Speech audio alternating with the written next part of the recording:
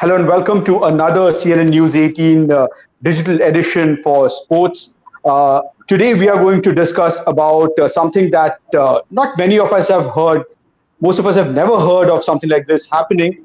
But the fifth and final match between India and England has now been cancelled. There is no word on when exactly this is going to take place again. And to get a better perspective on that, we are now right now being joined by sports journalist Yash Jha. Yash, first of all, if you could just give us an idea about the rules for forfeiture, because if I'm not mistaken, the last time that I heard about a match being forfeited was that infamous England versus South Africa match for which Hansi Cronje was pulled up. But eventually that match ended up with a result and the controversy that ensued. But other than that, I have never heard of a match actually being forfeited and a team being awarded points without a ball being bowled.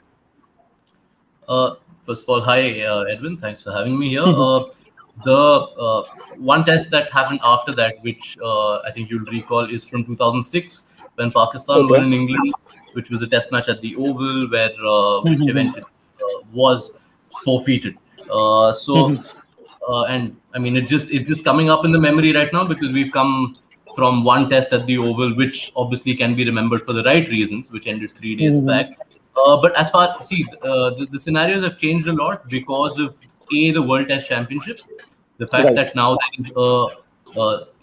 it matters more, the points that are accrued from a series, not just with respect to that series, but what it means in terms of who takes what spot in the leaderboard. Even the points can make a difference, as Australian fans will tell you. They were docked 2 points for an over 8 from the Melbourne Test, and that was the difference between them not playing the World Test Championship final, which New Zealand got into. There is also obviously COVID is in the scheme of things with respect to the playing conditions that have been made, and that's where the debate kind of feels like it will be settled. There is obviously so much talk right now that ECB is calling for a forfeiture. Their first statement, in fact, said that India forfeited the game. But then they have amended that statement and removed the forfeiture clause. Yes, someone is having a bad day in the communications team right now. You can bet your.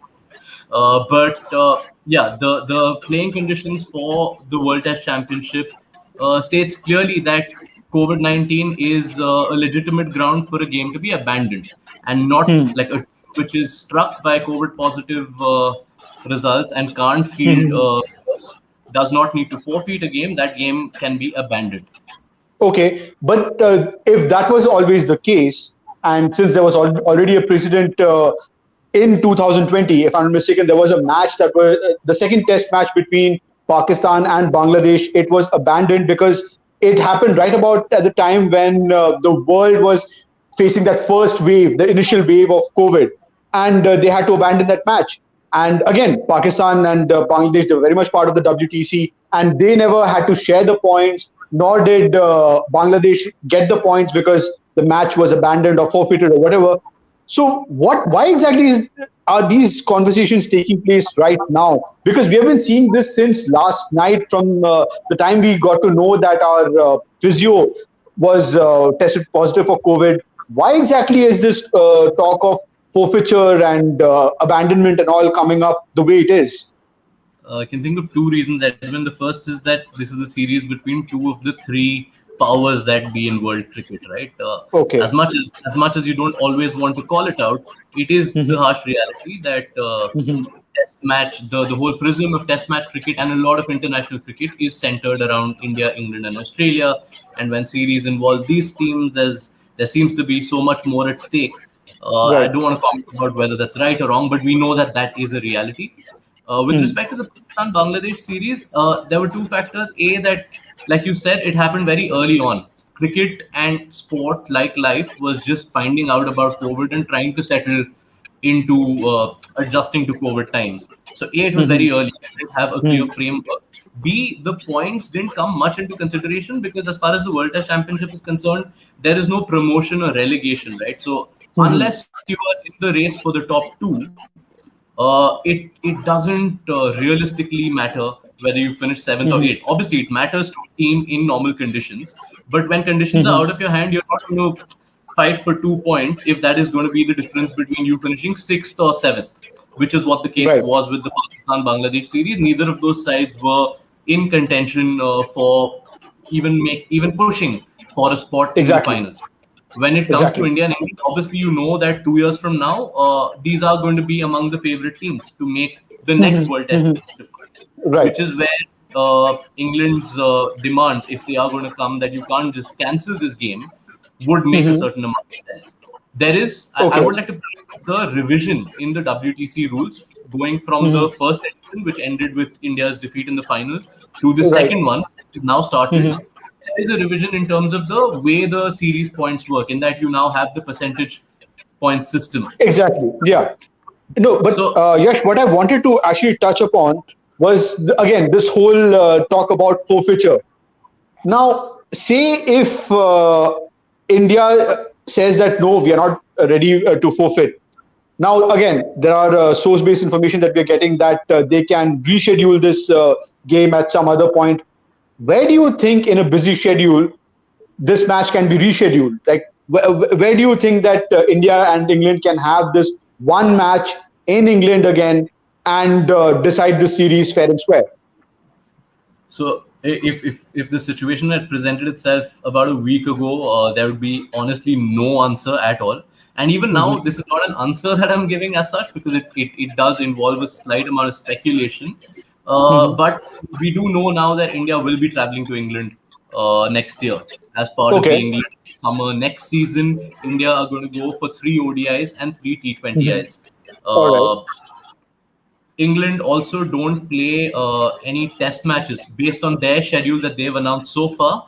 There is a window before India's scheduled arrival for this limited overs tour next year, where there is no test cricket presently. England don't have a test series which is slotted in at the moment. Having said that, Edwin, I think that obviously things move a lot in this COVID dynamic, that it is a fine schedule. So you can't really predict that the gap would be there 1 year from now. But at the moment, there is a window.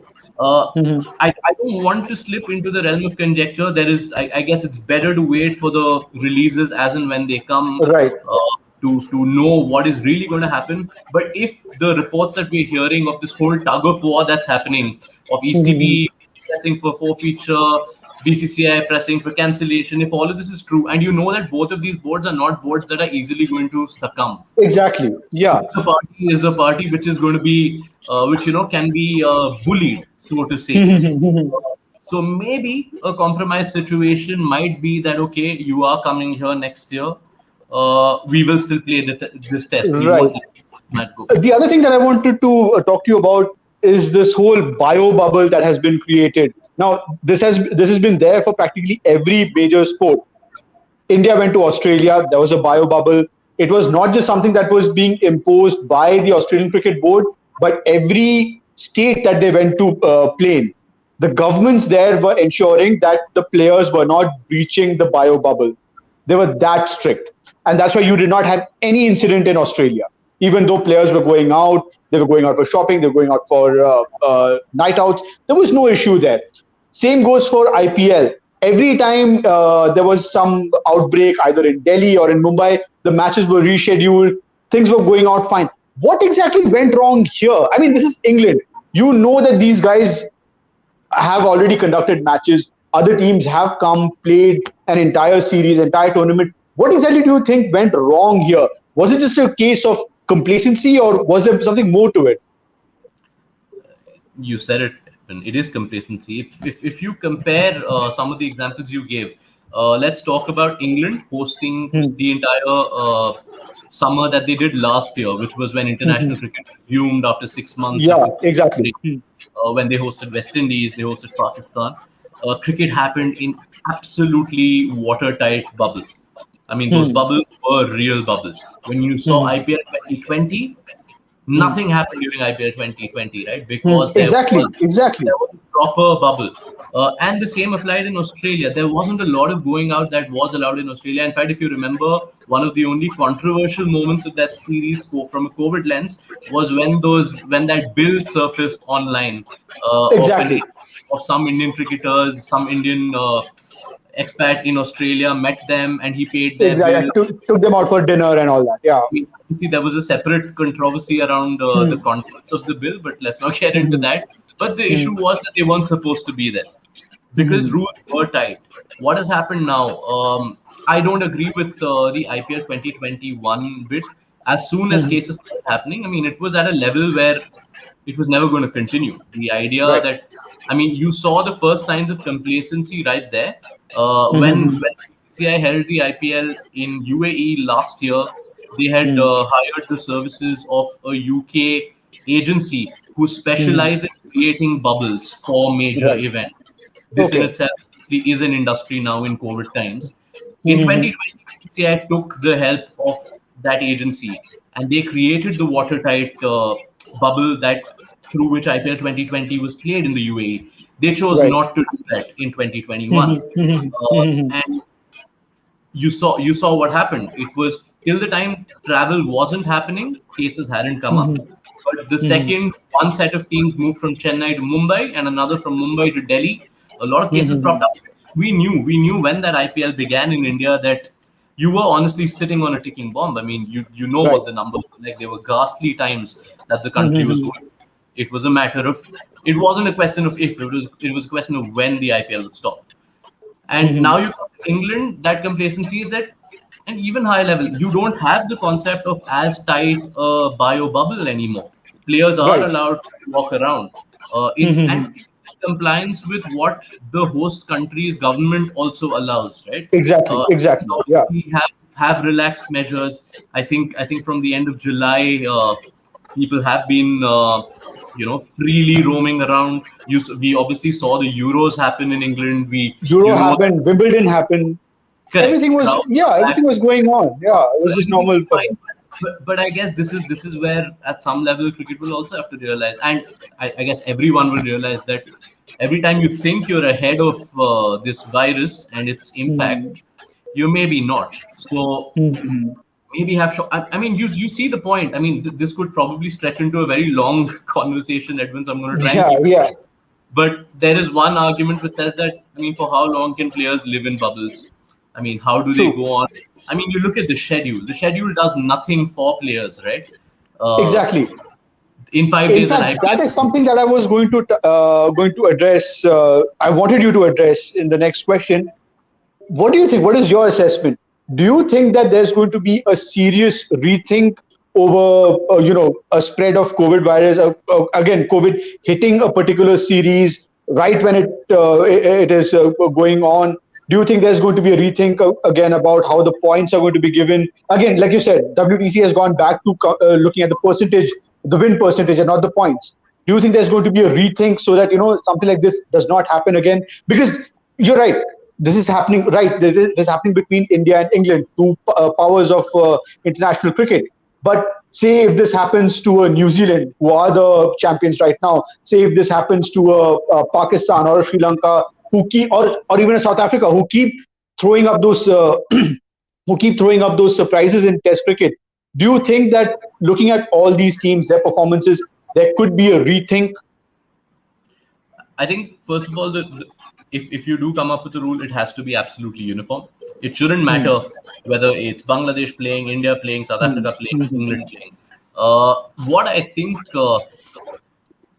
The point system will be subject to complication. We saw how much debate there was around whether there should be percentage points, there shouldn't be percentage points. But I think there needs to be a little bit of a crackdown.